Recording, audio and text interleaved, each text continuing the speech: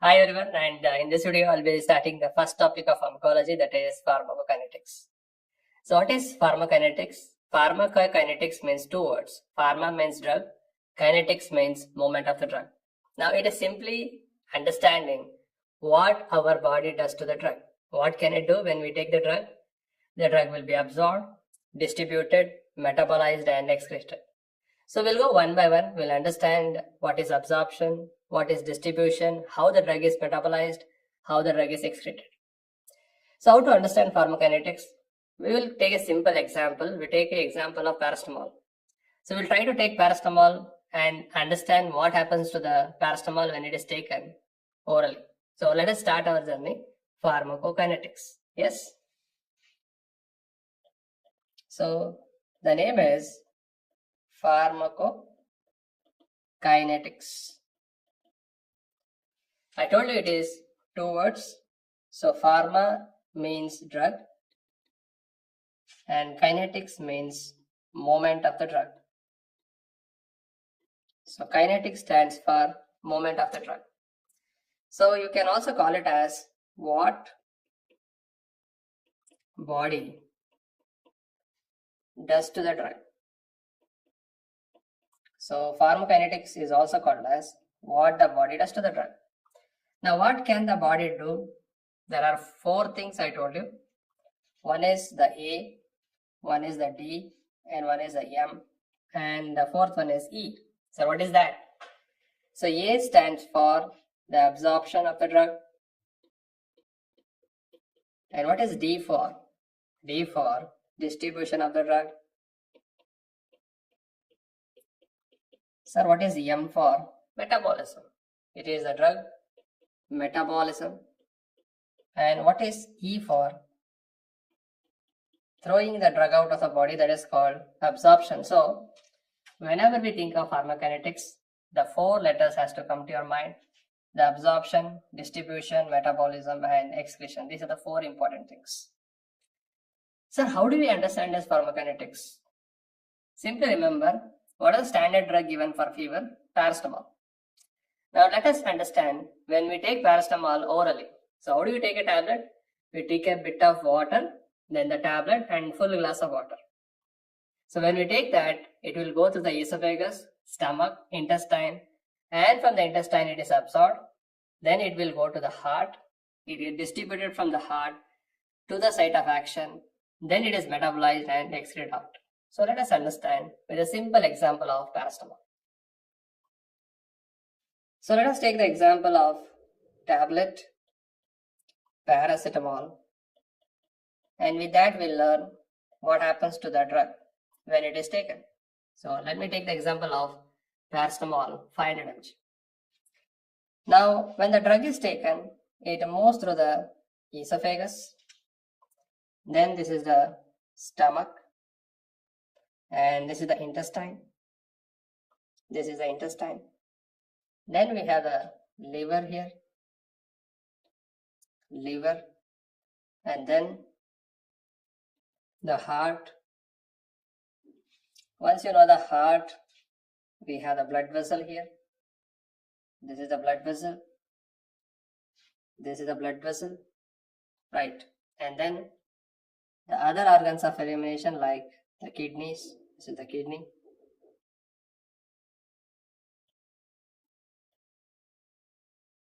Yeah. So I need these organs to make you understand. Now let us trace. When the tablet paracetamol is taken, the drug will enter. So when the person swallows it, it will enter. The first question is, will the tablet get absorbed like tablet only? No. First it has to become like powder. So that is the reason it is called as disintegration. So the first thing is the tablet has to disintegrate. Right. Once it is disintegrated, it has to dissolve. So the next thing is the drug undergoes dissolution. Now that is the reason why we give solution in a kid or a child, because it's easy to get absorbed because already it is dissolved. Now once the drug comes to the small intestine, so the first thing that happens is from the small intestine the drug gets absorbed into the systemic circulation. That is, the first thing is absorption. So the drug is absorbed. Now once the drug is absorbed, it reaches the liver. From the liver, it reaches the heart. So it reaches the heart here. Now once it reaches the heart, let me trace here. So from the liver, it reaches the heart. Now the heart is the organ which pumps and supplies everyone, because from the heart the blood vessel originates and everywhere the drug is distributed. So the next step is the drug distribution. So the next step is drug distribution. So how does it get distributed? So when the drug reaches the blood vessel, it has to get distributed. Now we are taking the example of paracetamol. So paracetamol has to go and work. The site of action of paracetamol to decrease the fever is in the brain. So in the brain, it goes and decreases the fever. So the drug paracetamol enters the brain and decreases the fever. Now this decrease in fever is, we have a separate branch for that, and that is called pharmacodynamics. Sir, what is pharmacodynamics? We will study it detail in the next videos. Pharmacodynamics is nothing but what the drug does to the body. So what does paracetamol did? It decreased the fever. The question here is, if I take one paracetamol, will it remain in the brain forever? It's good only, right? One tablet of paracetamol stays in the brain forever. No need to take it again and again. Fever will always be controlled. Imagine one tablet of sleeping tablet and you are sleeping forever. So it will not happen. So once the drug has produced the action, it has to again come back. Certain times what happens when the drug has gone out, sometimes it is stored in the tissue. So it will undergo tissue storage. So in certain tissue, it will be there for a very long period and comes out from this very, very slow. Now you tell me, if the drug is stored in the tissues, will it be long acting or short acting? Usually it is longer acting. And second problem is, if they are stored in the tissues for very long, there is a chance of adverse effect. Okay, let us discuss that later. So once the drug is done the action, it will come out. So once the drug comes out, the body will not keep the drug inside. Why? Whatever drug we are giving, they are all chemicals and they are all xeno. Xeno means far into the body, and the body doesn't want to keep it. So what the drug will be going next is to get metabolized, because the body wants to throw it. So the next step what happens is the drug metabolism. So the drug metabolism. So once the drug is metabolized, now it is to be thrown out from the body, and that process is called excretion. And that process is called drug excretion. So the major site for excreting a drug is kidney, that is through the urine, or sometimes it can be thrown out with the help of the bile. So in the bile also it can be excreted out. So ultimately, this is what we are going to study in the future videos: the drug absorption, drug distribution, then drug metabolism, and drug excretion. So this is what is the meaning of pharmacokinetics, what the body does to the drug: absorbs, distributes, metabolizes, and excretes. But what the drug does to the body is what is a field by the name pharmacodynamics, which we'll discuss later. So we'll go one by one now. So I'll be discussing one by one. The first factor is called the drug absorption. So the first factor what we are going to discuss is the drug absorption. Sir, what do you mean by that? The meaning is simple. The drug absorption is, we give the drugs by various routes. So there are various routes of drug administration. So there are various routes of drug administration. So now we gave it by oral route. That is the route of administration. From various routes. So these are the various routes. From various routes, the drug has to reach the blood vessel. So this is the blood vessel. From various route, the drug has to reach the blood vessel. And in simple terms, we call that reaching this blood vessel as reaching systemic circulation. Reaching systemic circulation. So absorption is nothing but from the route of administration, it has to reach the systemic circulation, but in between we have a process which will help in this absorption, and they are called drug transport mechanism. So there are certain drug transport mechanisms which will help in the absorption. Clear? So usually what is the most common mechanism is the drug will move from high concentration to low concentration. The drug will move from high concentration to low concentration. And what are the routes? You know that oral route, sublingual route, we'll discuss that later. Now what are the drug transport mechanisms we have?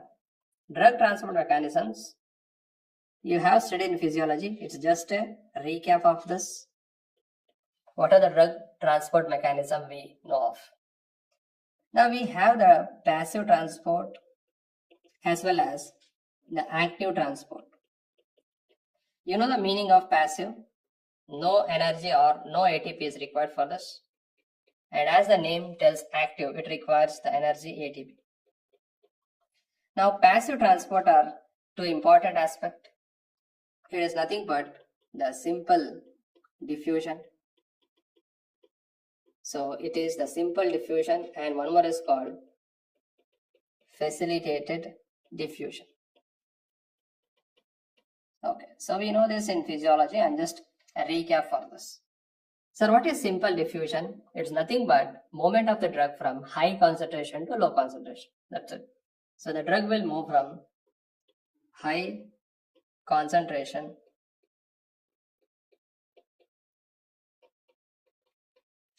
to the low concentration of the drug. So that is called simple diffusion. Facilitated diffusion requires a carrier. So it is a carrier mediated transport.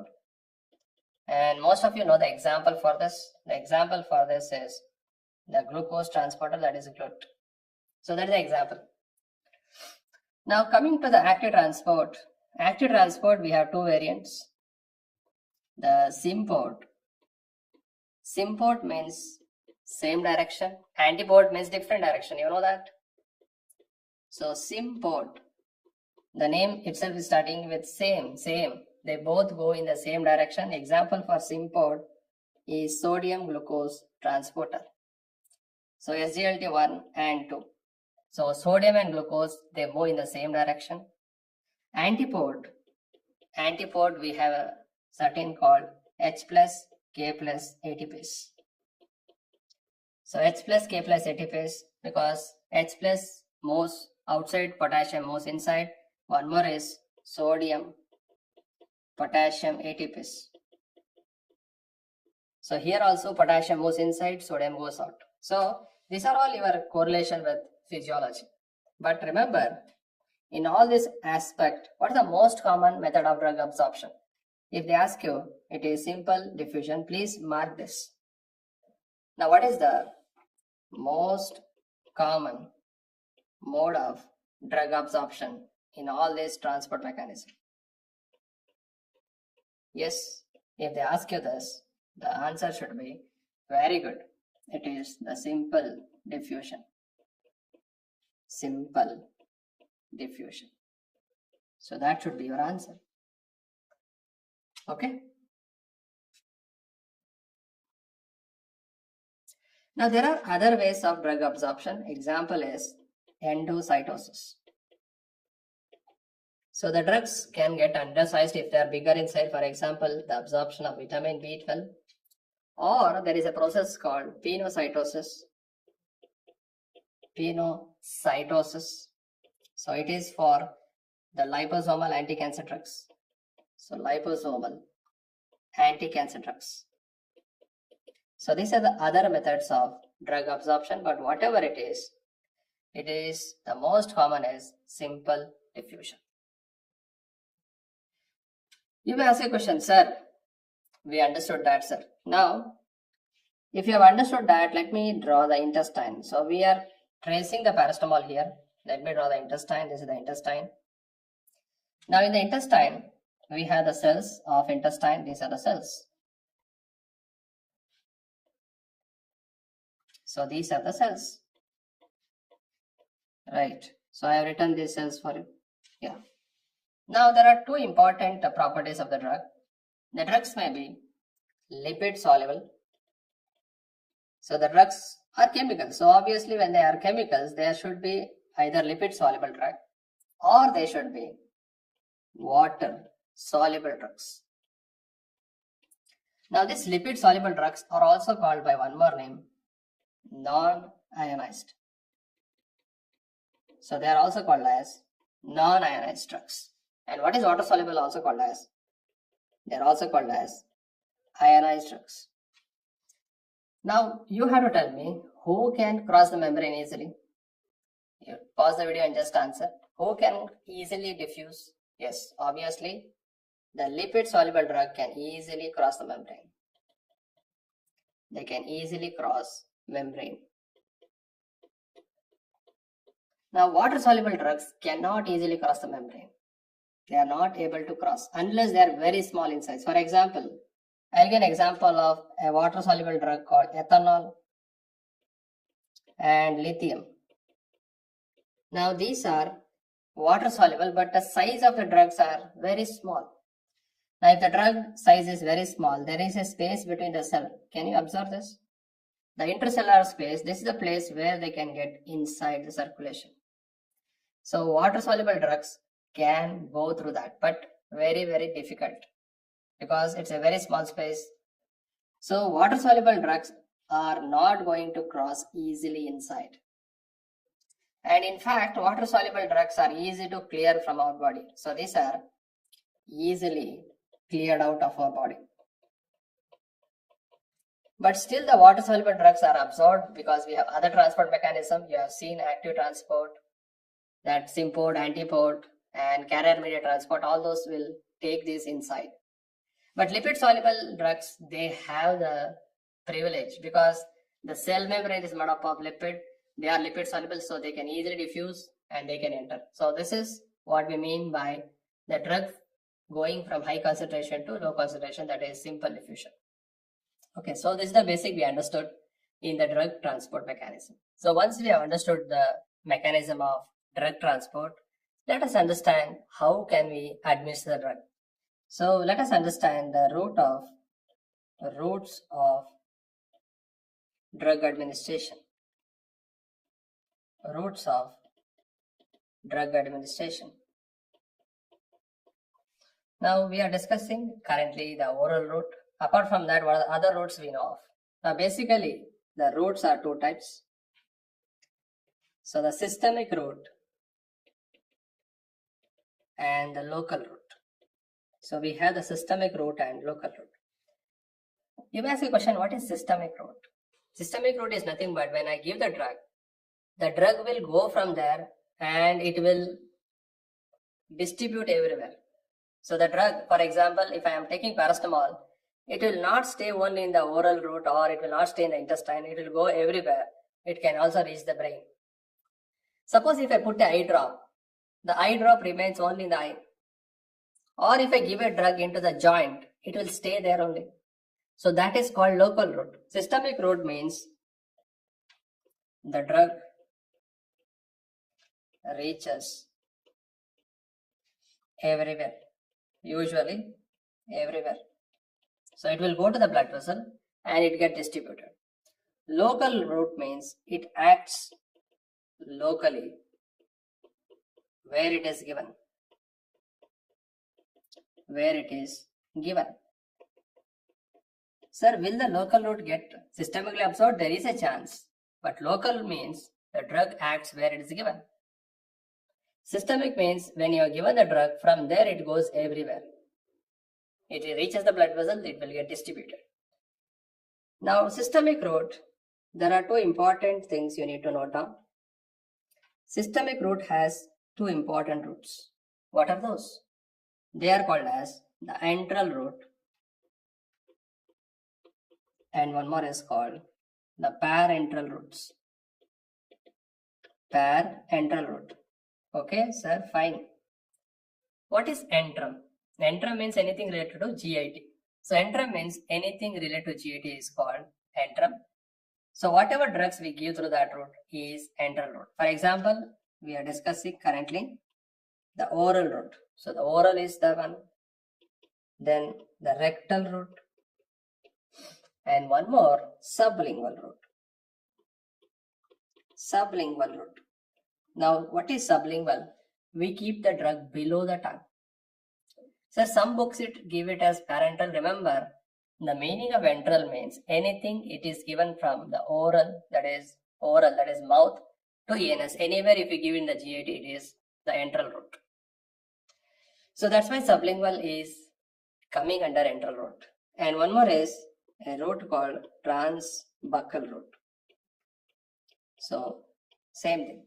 Transbuccal, we keep it in the buccal cavity, that's it. Now parenteral, you read the name. Par means beyond. Par means beyond. Beyond what? Antrum. So it is not reaching the GIT at all. So these are called parenteral route, and we have two types in that. So parenteral means beyond intestine. So in that we have two important classifications. Now we give the drugs using injections because we have to penetrate deeply. So injection and non-injections.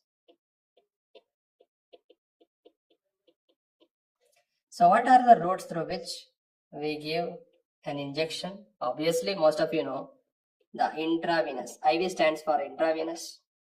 And then one more is intramuscular. Then the subcutaneous. And one more is intradermal. Very, very important. So these are the drugs and the routes through which we give, and they are given with the help of a syringe or the injection. Now another important route nowadays very much trending is intraosseous route. Now many times we may not get an IV line and then we use this intraosseous route. The question here is, I'll give an example. Now this is the bone. This is one more bone. So you know that junction between the bone is joint. Now if I give the injection here, that is A, or if I give the injection here B, now you pause the video and tell me A and B, which one is intraosseous? If you're telling A, that is fine. This is intraosseous because we are giving it to the bone marrow. What is B then? It is called intraarticular. So intraarticular means we are giving into the joint space. Intraarticular is a local route, not a systemic route. I will discuss it later. So I had to tell you this point. That's why I'm comparing here. I hope you are clear with this. So A is intraosseous. So the drugs which are not used by injections, non-injectables, routes are the transdermal patch. So we apply the transdermal patch. The route is called transdermal. Then we have inhalation. Which are parenteral routes. So this is what the classification is. Antral, parenteral. Antral we have oral, rectal, sublingual and transbuccal. Parenteral we have the injections and non-injections. So these are the classification. Now once we know this, let us understand what about local routes. Local. So I told you what is local. The drug acts locally where it is given. There are two important classes in that. What are those? Now, the drugs which are given topical. Example of topical route is the drops eye, ear and nasal drops.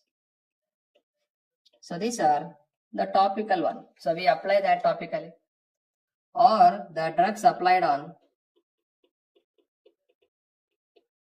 skin and mucous membrane. Many a times the drugs can also get absorbed from skin and mucous membrane, but the purpose of giving, for example, ointment, gels are for local action. So the topical routes are nothing but the application of the drug in the local areas, that is eye, ear, nasal drops, applied on skin and mucous membrane. Now, another important thing in this is in the deeper tissues.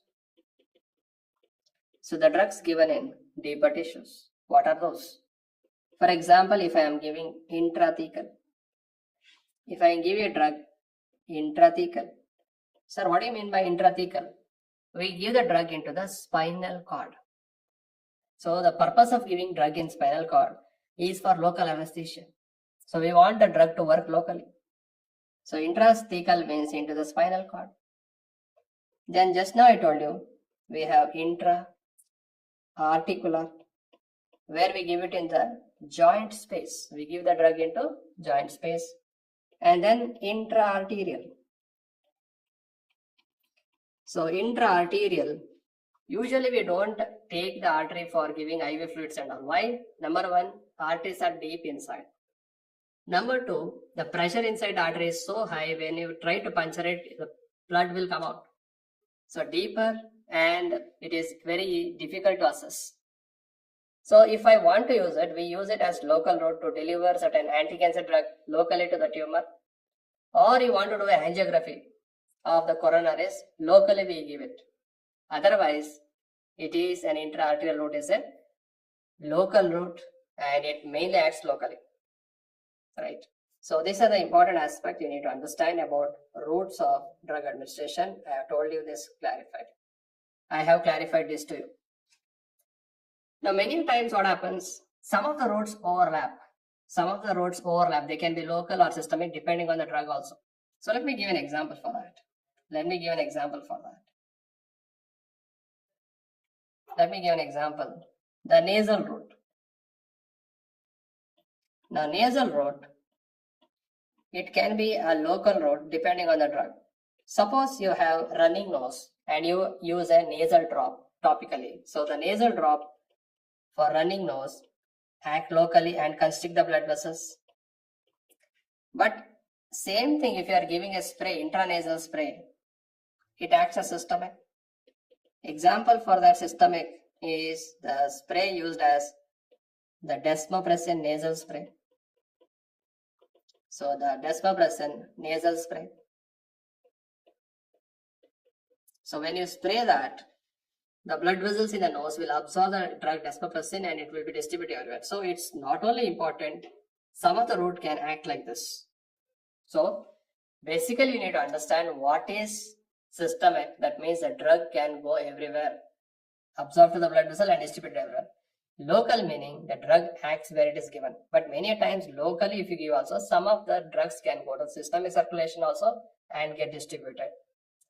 But basic term to understand is systemic means it goes everywhere, local means it stays where it is given locally. That's the important concept you need to remember.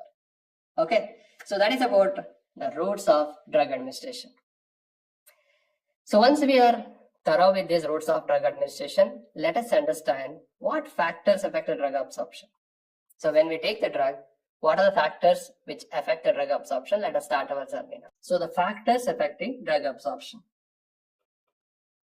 Factors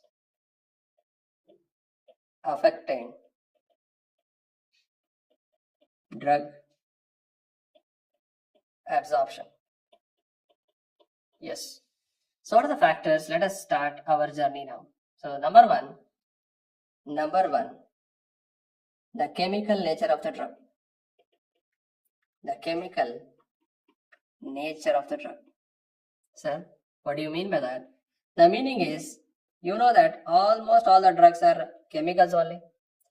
Either they exist at weak acid or they exist as weak bases. So we cannot give strongly acid drugs because they will burn. So we can give weak acid or weak base, and strong acids are not at all absorbed. Classical example for weak acid is, you know this drug already, aspirin. So what is the other name for aspirin? Acetyl salicylic acid. The name itself is telling it's acid. Second, we have barbituric acid, or we call it as barbiturates, barbituric acid. Then the antibiotics such as penicillins and cephalosporins.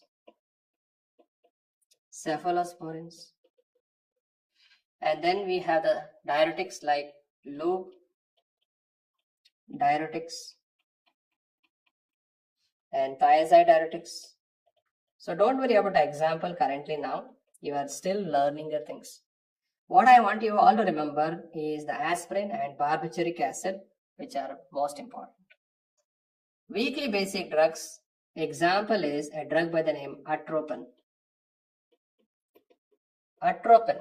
Remember, these drugs usually end with INE. It's not a general rule. Usually they end with INE. Then a drug by the name morphine. It also ends with INE, and amphetamine. Okay, so these are weekly basic drugs.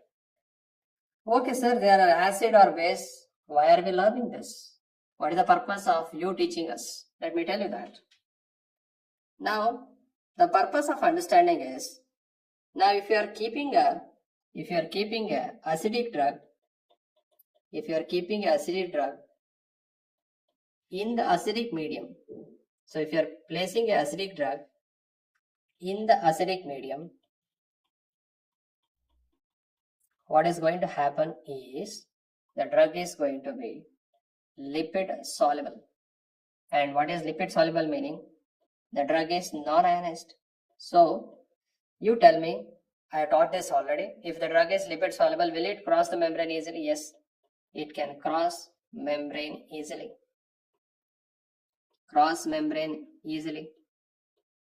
Okay, sir, correct. Now, if it crosses membrane easily, what happens to absorption? There is increase in absorption. You all agree with that? Yes. So acidic drug in acidic medium, it is lipid soluble, cross membrane easily, and increase absorption. Simple thing is, if the drug and medium are same, the drug is absorbed. Now another important aspect is, if you place a basic drug, in the basic medium is also called as alkaline medium. Yes. Then the drug is lipid soluble, also called as non-ionized, and it will have the same fate, easily crosses the membrane, and it is easily absorbed. So in simple words, if the drug and medium are same, they are lipid soluble and easily absorbed. But what if the drug and medium are different? Suppose I place acidic drug in basic medium. If you do like that, what happens? Let me see that. If you place an acidic drug in the basic medium,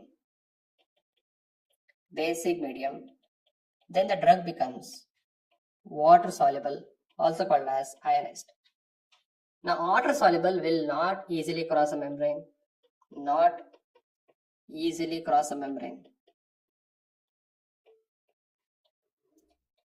They will not easily cross. Now what is the advantage of making a drug water soluble?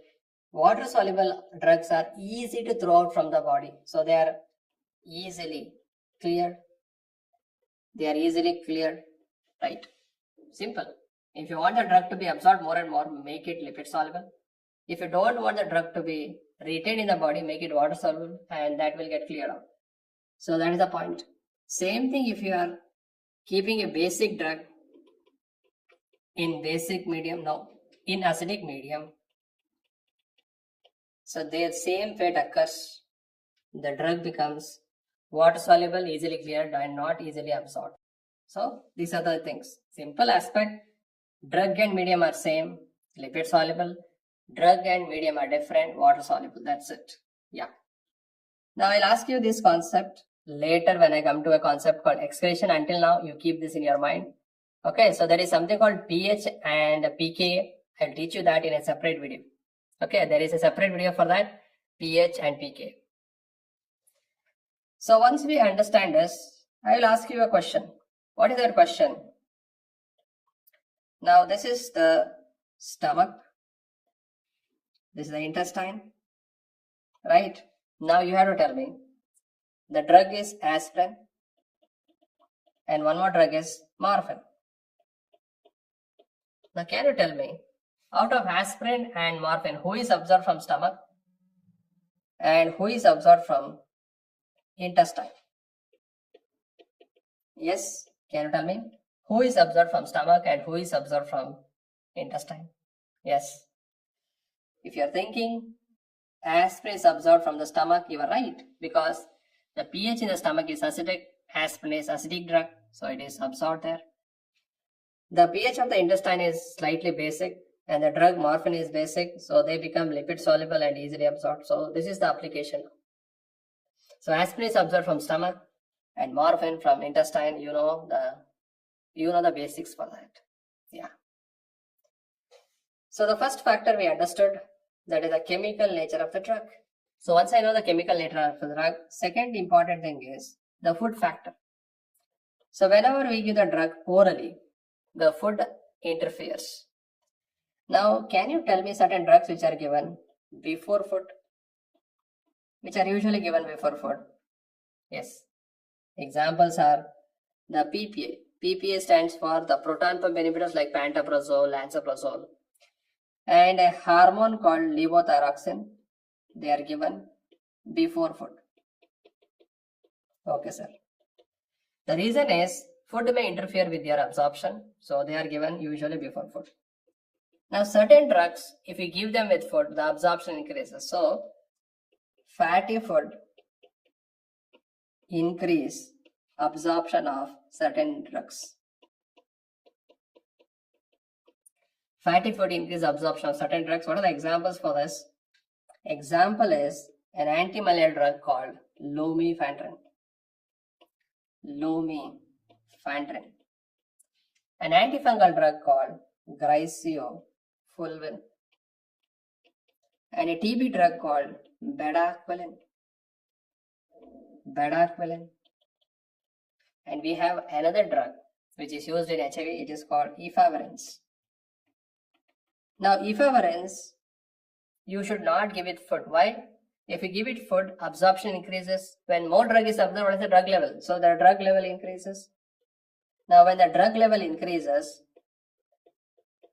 it has shown to produce more adverse effect. The adverse effect is neuropsychiatric adverse effect. Neuropsychiatric adverse effect. That means patient may have the psychosis symptoms. So neuropsychiatric symptoms may present. So here the understanding is this you should not give it food. Efavirenz should not be given with food. But others you can give it food. The absorption increases, but no problem. So this is the clinical implication what we are going to learn from this. So fatty food increase absorption in case of lumefantrine, griseofulvin, bedaquiline, and efavirenz. But one clinical application, when you prescribe efavirenz, you should not give it with food because the absorption increases, drug level increases, the adverse effect increases. That's the point. So we understood before food, we understood fatty food, and then there is some other interactions. What is that? The other interactions are, you only know that you have studied it already. Can we give iron with vitamin C? What is vitamin C? It is nothing but the ascorbic acid. Now there are two forms of iron, Fe3 plus and Fe2 plus. Now Fe2 plus is the ferrous form which is getting absorbed.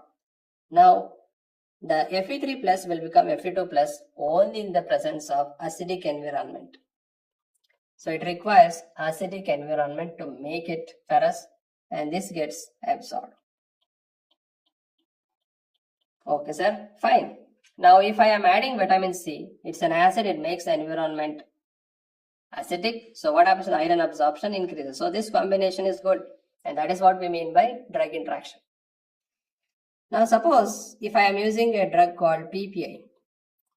PPA stands for the proton pump inhibitors. They make this environment alkaline. So if I give PPA with iron, is it correct? No. What happens if I combine PPA with iron? There is decreased iron absorption. There is decrease in iron absorption. So these are the interactions, food interaction you have to keep in your mind. Iron plus vitamin C is correct, but iron with PPA should not be used. Okay, sir, we understood the factors before food, fatty food, and iron. Is there anything else? Yes, I want to mention one more. Now, many times people drink milk and we prescribe an antibiotic called tetracycline. So, when we give tetracycline plus milk, now you know that major ion in the milk is calcium. So, when we give tetracycline and milk together, suppose I prescribe tetracycline and patient took milk with that, what happens? Tetracycline and calcium will form a complex. Now, if they form complex, they are big in size. If the size is big, they cannot be absorbed. So, this will lead to decrease in absorption of tetracycline. Decrease in absorption of tetracyclines. So, the message here is don't combine tetracycline with milk. That's the message. Don't combine that. So, I told you so many routes of administration, IV, IO, or whatever. Now, can you tell me which route has most variable absorption? Person to person, the absorption is variable. If you are thinking of oral, you are 100% correct.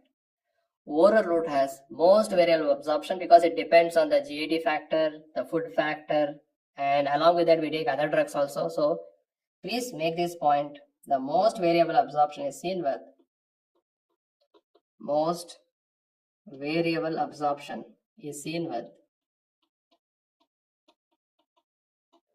oral route. So we see it with oral route. We are discussing the factors affecting drug absorption. So we are done with chemical factor. Second one is we are done with food factor. What is the third factor which affect that? The third important factor which affect that is the area of absorbing surface. Area of absorbing surface. Obviously, if the area is more, absorption is also more. You take the example of a cloth. If you want to, the water is spilled out, and if you want to clean that, you take the cloth and you try to do that, you cannot remove so much of water. You take the sponge. Sponge will absorb more because the surface area is more. So more the surface area, more is the absorption. So remember, if the area increases, the absorption also increases. So directly proportional. So increase area of absorbing surface, more the absorption. In the GAT, tell me where the surface area is more, small intestine. So please make this point. Now irrespective, a drug is acidic or basic. Irrespective a drug is acidic or basic, maximum absorption occurs in small intestine. So when you give the drug, the maximum absorption occurs in small intestine. The reason is simple. The surface area is big. Sir, just now you told the aspirin gets absorbed in the stomach. Yes, it gets absorbed in the stomach, but maximum absorption occurs in the upper part of the duodenum because even the absorption may be slower, but it gets absorbed. Maximum absorption is in the small intestine because of the large surface area. So generally, absorption occurs in the stomach, but if they ask you maximally absorbed, either it is acidic or basic, it is in the small intestine because of the large surface area. Now, another important point is, will a drug get absorbed from large intestine? I will repeat the question, will a drug get absorbed from large intestine? Think and tell me. Yes, the drug also get absorbed from large intestine. Example is rectal route. What is rectum? Is a part of large intestine, so it gets absorbed. So drugs are also absorbed from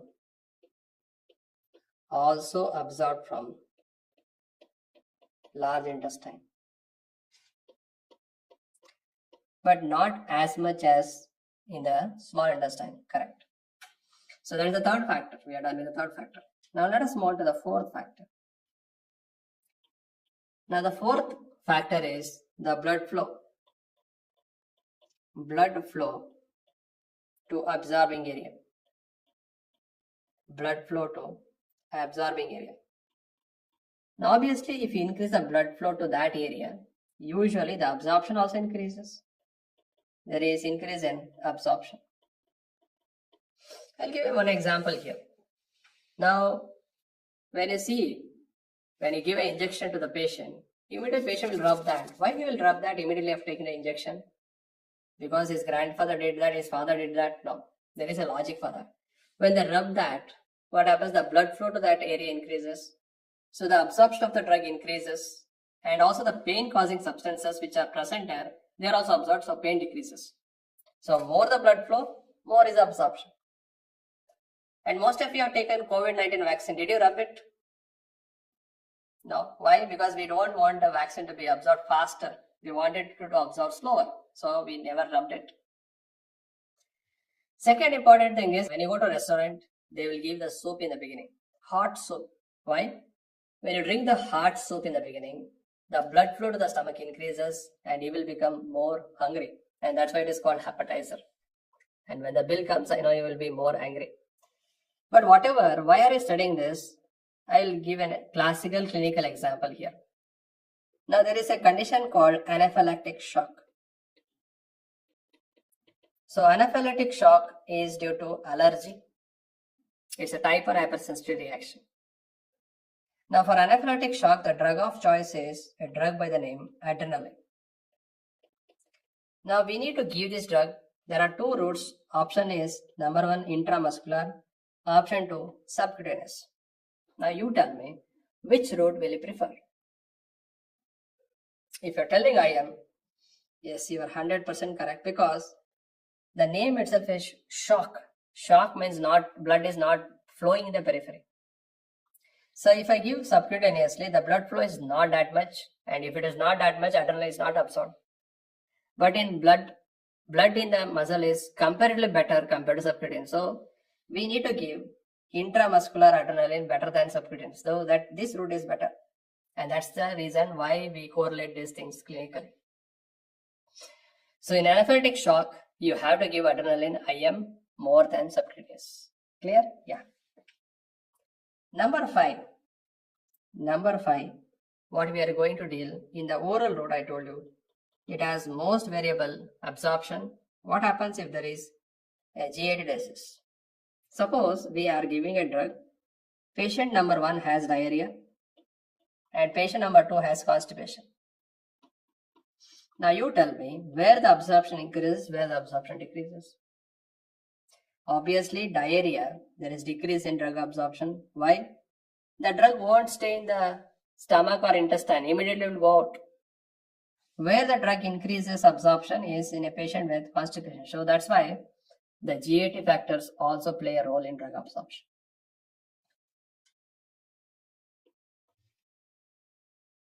The sixth factor.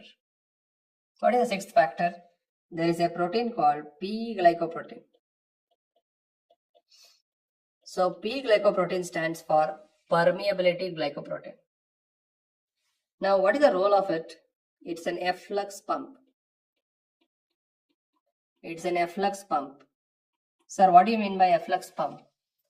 The name itself is telling you a pump which will throw something out.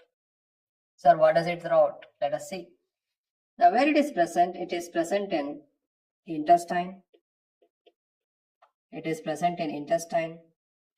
It is present in placenta. It is present in intestine. It is present in placenta, and also it is present in blood-brain barrier. Okay, sir. But what is the role? Now let me take the example here. Now this is the intestine. This is the intestine. I am writing like this. Now what I am doing is I am enlarging the intestinal cell where the drug will move. This is the intestinal cell. Now let me take a classical example. The drug name is digoxin. Now digoxin is used in the management of congestive heart failure. We'll discuss that later, don't worry now. Just remember there is a drug called digoxin. Digoxin, when we give, let us understand, we give 100 drugs to the patient orally. What happens? We have a P-glycoprotein in the intestinal cells. It's like a watchman. Now when I give 100 drugs, what happens? 50 will get absorbed, 50 will enter, another 50 will be thrown out by this P-glycoprotein. They will go out. The nature has given this P-glycoprotein so that the toxic chemicals or the xenobiotics, they should not enter our body. So when I give 100 digoxin, 50 will go, 50 will enter inside normally. So based on only, we would have given the drug to the patient. We would have given 100 thinking that 50 will go out, 50 will come in. I would have given digoxin. Yes, sir. No problem, sir. Problem is when we give digoxin with other drugs. There is a drug called clarithromycin. The drug name is clarithromycin. Now this clarithromycin is an antibiotic. Now if I combine this with digoxin, what happens? The role of clarithromycin is to inhibit this P-glycoprotein. The role of clarithromycin is to inhibit P-glycoprotein. Now tell me, if I am giving clarithromycin and digoxin together to a patient, what happens? Just tell me what happens. So the watchman has been blocked. Then all the 100 can enter inside. So all the 100 can enter inside. And what happens if all the 100 enters inside? There is increase in digoxin level in the circulation.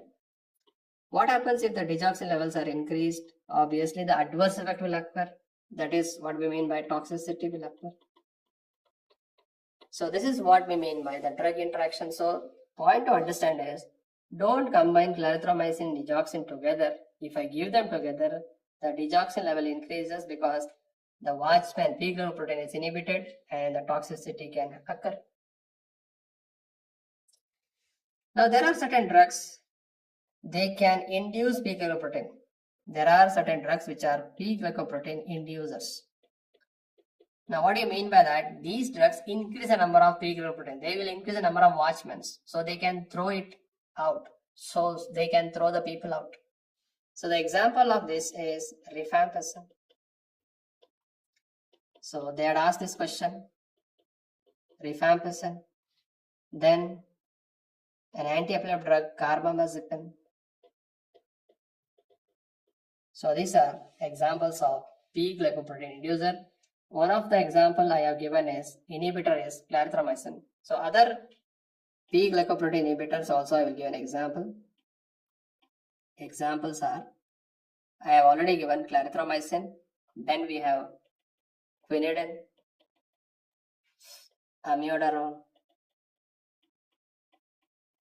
then verapamil. So these are the three drugs. Now there are other drugs also. I am not going to tell you right now because you have to understand the concept first. Now this concept I will ask you again when I teach you the digoxin topic. So until that, remember there is a P-glycoprotein to protect us from the harmful chemicals. There are drugs which can also inhibit that. There are drugs which can also induce that. One important drug interaction I understood is when I give digoxin with clarithromycin, what happens? The clarithromycin inhibits that and the level of digoxin increases because more is absorbed. So that is the importance of P-glycoprotein. But this P-glycoprotein has one more problem. What is that? There are certain anti-cancer drugs. Now you read the term anti-cancer drug. What do you mean by that? These are the drugs which are going to kill the cancer cell. Now let me write a cancer cell. This is a cancer cell. Now what happens? These cancer cells have to survive. They have to survive. To survive, what do? They increase the synthesis of P-glycoprotein. So they increase the number of P-glycoprotein. So whenever we use an anti-cancer drug to kill this cell, the cells have P-glycoprotein which will throw them out. So they will efflux them out. So if these drugs are effluxed out, will they work? No. So this will lead to the drug resistant or the resistance that will lead to resistance to anti-cancer drugs. Resistant to anti-cancer drugs. So these P-glycoprotein are expressed by the cancer cells to protect themselves. And if they express that, the anti-cancer drugs will not work, and that is what we mean by resistance. So this is one of the mechanism by cancer cells to survive in our body. Okay, so that is about P-glycoprotein. So now, until now, we have understood certain aspect. I just want to quickly recap those things.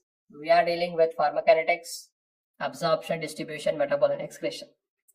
In absorption, I told you, lipid soluble can easily cross, water soluble difficult, and they can enter through other transport mechanism or through the intercellular spaces if they are very small.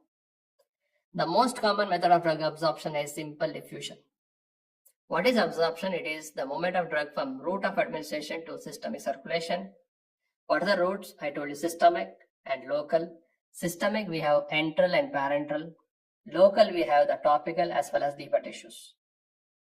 Then we discussed factor affecting drug absorption. In that, number one, the chemical nature. Drugs are either acidic or basic. Then I told you, if the drug and medium are same, they are absorbed. If they are different, they are cleared out. Second, the food factor. Then third is the area. If more the area, more absorption. And then we discussed the blood flow. More the blood flow, more absorption. Then the GAT diseases. Diarrhea, decrease absorption, constipation increases. And the last concept what we discussed is P-glycoprotein, which is an efflux pump, and how the drugs will vary its action. And it's also responsible for the drug resistance in cancer cells. So that is about the factors affecting drug absorption.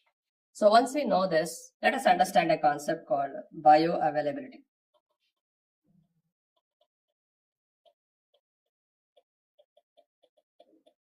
So what is the meaning of bioavailability? Bioavailability stands for fraction of drug. Bioavailability stands for fraction of drug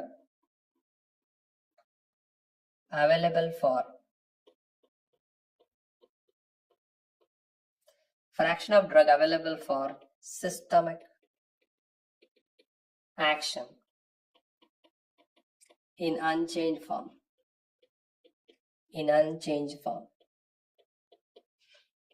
Sir, what do you mean by this? Don't worry about the definition. First we'll understand the concept, then we'll come to the definition, then it will be easier. So let us understand like this. Now this is the esophagus. This is the stomach and the intestine. Clear? And this is the liver here. This is the liver. So when we give the drug has to get absorbed. This is the point. Now let us take the example. We have taken the example of paracetamol. Let us go with that. How much paracetamol we took the example? 500 mg. So when the patient takes 500 mg of paracetamol, 400 mg of paracetamol is absorbed. Sir, what happened to another 100 mg? It may not be absorbed. So please think that whenever you use the drug oral, not everything is absorbed. Some are not absorbed, so they are not absorbed. So 400 mg is absorbed. Okay, sir. Then it went to the liver. After the liver, it came back to the systemic circulation. So when it came here, the level of the drug is 300 milligram. Now the drug became 300 milligram. Okay, sir. There it is not absorbed. Then how come it became 300 milligram here? The reason is when the drug enters to the liver, it is metabolized. And when it is metabolized for the first time. So this is also called by the name first pass metabolism. It is also called by the name first pass metabolism. Now this metabolism is occurring before reaching the systemic circulation. So it is also called by the name pre-systemic metabolism. It is also called as pre-systemic metabolism. We'll come to that later. We'll come to the concept of first pass metabolism or pre-systemic metabolism later. Let us understand the viability. So you can read the definition now. Fraction of drug available for systemic action in unchanged form. So when I give the paracetamol oral, how much did I give? So oral viability is nothing but how much I gave? 500. I gave 500. How much is available now? 300. So this is the fraction. So 3/5 is the fraction available for systemic action in unchained form. Unchained means without any metabolism, without anything else. So without anything, it is available as such as paracetamol only. So that's the meaning of fraction of drug available for systemic action in unchained form. So when we give 500, how much is available? 300. So the fraction is 3/5. So we don't express like this. We have to express in percentage. So we multiply it by 100. So it's around 3/5 into 100. It comes around 60%. So we express the viability in percentage. So the viability of this drug is 60%. Okay, sir. Now, another important aspect I want to tell you. Suppose if I give the drug, this is the systemic circulation, the vein. If I give the drug directly into the vein, I took 500 mg of paracetamol and I gave all the 500 mg into the vein. So the route is called intravenous. Now tell me guys, if I give it IV, what is the viability through IV route? What is the bioavailability through IV route? Yes. So when I give the drug IV, what is the viability? Can you guess? Yes. How much did we give? 500. How much is available without any changing or without any first pass metabolism? 500 into 100, how much? So the viability is 100%. So IV is the only route which has 100% viability. It is the only route which has 100% viability. This was the question asked in your recent exam. Please mark it. That is the only route which has 100% viability. Okay, sir. Okay, sir. Okay, we got the point. Now we understood viability. But remember one more thing. Now in certain calculation, viability is written with the capital letter F. Now when they write this in capital letter F, when you are doing pharmacokinetic calculations, remember, if it is 100%, F will become 1. If it is 60%, the F value will become 0.6. This is for the calculation part. So I will teach you the calculations later, and that part you need to keep this in your mind. So for calculation purpose, if the viability is 100%, you have to tell the F value as 1. 60%, 0.6, 50%, 0.5. That's it. Easy. Okay, sir. Now once we understood that, sir, what is this first pass metabolism or pre-systemic metabolism? Now I told you, there are absorption, distribution, metabolism. So first is absorption, then distribution, then metabolism. Before distribution only there is metabolism.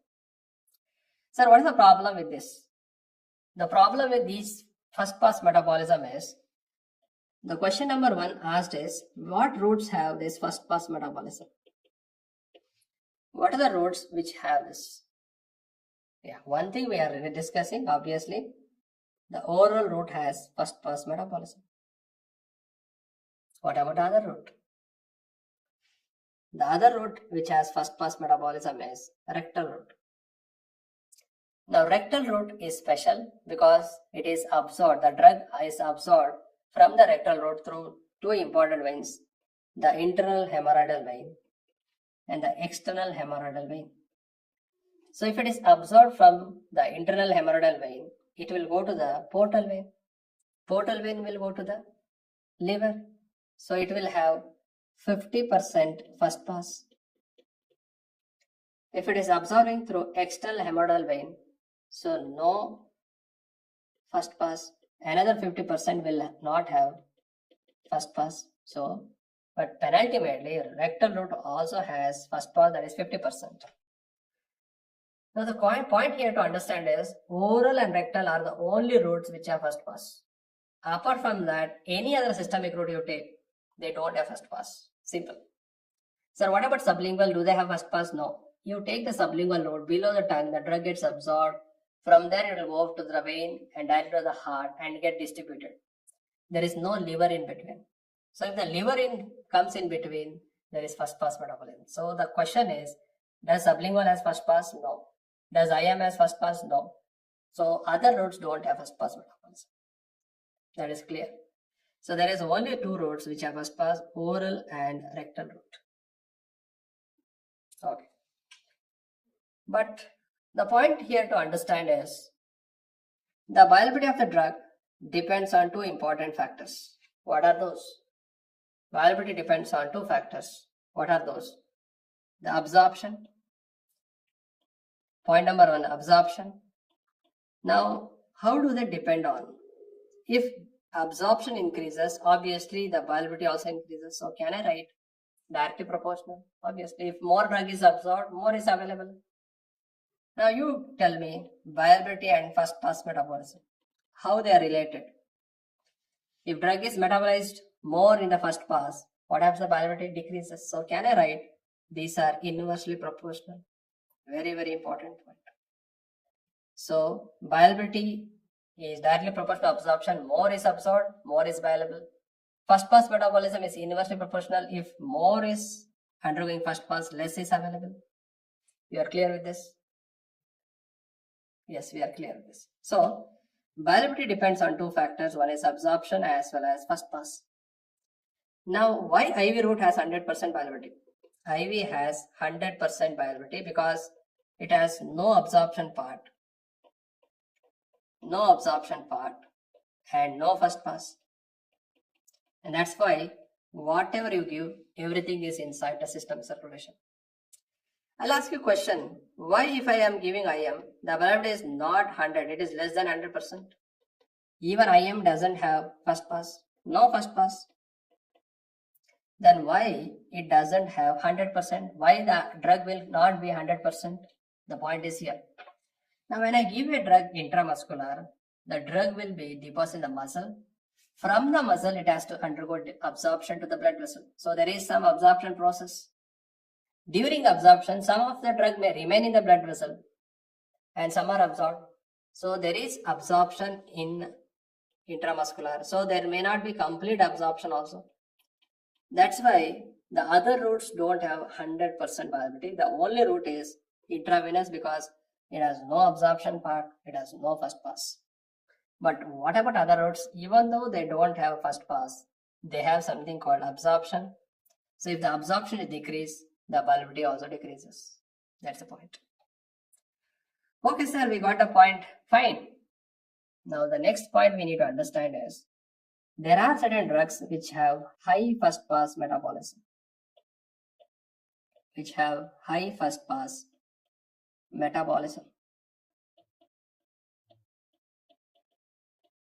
Right.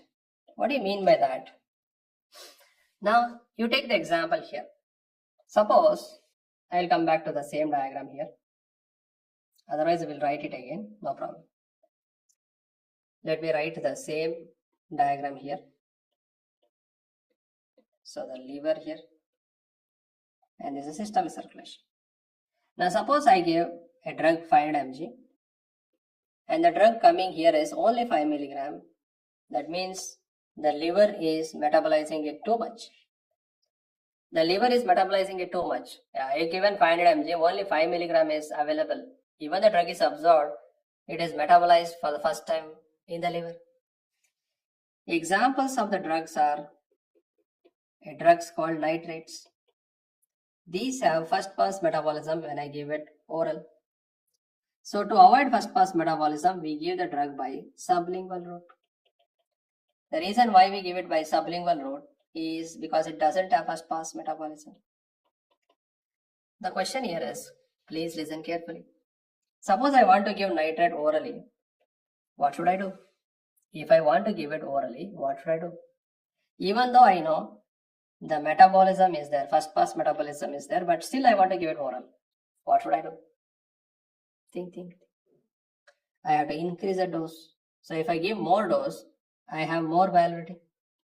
So when I am giving the drug nitrate, I will increase the dose and give it. or I'll tell it as we give it with higher dose. We'll give it with higher dose. Okay, sir, fine. Now, why these are clinically important? Why these are clinically important? Now, you know that nitrates are given during a heart attack, that is a chest pain or angina pectoris, what you will learn later. Now, we give it sublingually. It will work immediately because it has no first pass metabolism directly to the heart. Now, oral drugs, we don't give it for emergency, we give it for prophylaxis. Suppose in the emergency ward, you don't have the sublingual tablet. You didn't get the tablet. So what you got is the oral tablet. So what you did is you took the oral tablet and told the patient you chew it in the mouth so that it gets absorbed. Now tell me what will happen. What will happen? Now if the oral tablet is taken, what happens? The dose is higher, and when the patient keeps it below the tongue, the absorption is also more, the dose is more, the adverse effect is also more. So that's the reason why these are important. If a drug is designated for sublingual, give that because the dosage is lesser there. If the drug is designated for oral load, give it oral. Don't give it sublingual. If you give sublingual, it doesn't have first pass metabolism. The dosage delivered will be more and adverse effect is more. That's the reason why we learn all these things. So example is nitrite. So either we can give sublingual or we can give it oral, but the only point is make it higher dose. There are drugs called hydrocortisone and a drug by the name lignocaine. These two have high first pass metabolism, so that's the reason we don't give them oral, we give them by parenteral routes. So we give them by parenteral route. Other drugs which have this high first pass metabolism are the drug by the name propranolol, then salbutamol, propranolol, salbutamol, and verapamil, morphine. They all have high first pass metabolism, but still we are giving them orally. Why? We are giving them orally with increasing the dose. With increasing the dose to overcome that first pass metabolism. Sir, why can't we give hydrocortisone lignocaine orally? You can give it, but the problem is the toxic metabolites are going to cause adverse effect. So that's why these are given parenterally. So that is the importance of knowing the first pass metabolism and why IV has 100% and what is viability, and we understood all these things in this. Okay, the last question for you. What route has fast rate of absorption? Which of the following route has fast rate of absorption? Take a guess. And most of you are telling sublingual, or most of you are telling IV. Now the IV cannot be the answer because IV has no absorption. So where is the question of rate of absorption? How fast it is absorbed will not come to the picture. If you think sublingual has less surface area. Please note down the fast rate of absorption is seen with inhalation route. Lungs. The reason is when you inhale through the lung has large surface area. So I told you more the surface area, more is the absorption. That's the point. So the fast rate of absorption is seen with inhalation route. Mark it. Okay, so let me summarize these things. Pharmacokinetics means we understand what the body does to the drug, absorption, distribution, metabolism, and excretion. Then we understood what is drug absorption is nothing but from route of administration to systemic circulation. There is a transport process called simple diffusion, then fetched diffusion, active transport via symport antiport. The most common method of drug absorption is simple diffusion. Now, lipid soluble drugs can easily get absorbed. Water soluble drugs are easily cleared out. They can also get absorbed, but not so easily, but they are easily cleared out. Then the factors affecting absorption are the important one is chemical nature. If you are placing the drug and the medium are same, the drug is lipid soluble, absorbed. If the drug and medium are different, the drug is water soluble, it is easily cleared out. The second factor is important, the food factor. Then the area. If the area is more, absorption is more. If the blood flow is more, the absorption is more.